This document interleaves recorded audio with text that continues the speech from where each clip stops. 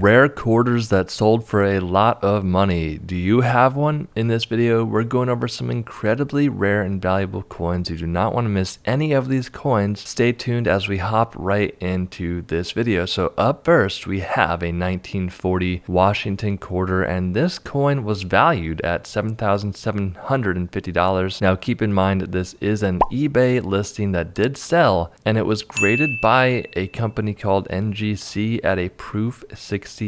So there is a difference between proof coins and regularly issued coins. We'll show you the difference right here. Pretty much proof coins will have a shiny, lustrous backdrop to them, while normally issued coins will not. A lot of the time, proof coins will be worth more money than non-proof coins, but that's really not always the case, and it really depends. This coin was actually sold for $2,246.75, so it did not get that full value. Now, sometimes when a seller will put the value in the listing like that, they're maybe trying to entice you to get more money, and who knows where they actually got that valuation from. My question is, if they valued it at that high of a value, $7,750, why would they only sell it for a buy it now of $2,246.75? Now, don't get me wrong, it would be great if you could find a 1940 coin that's only worth 25 cents and turn that into $2.2 thousand.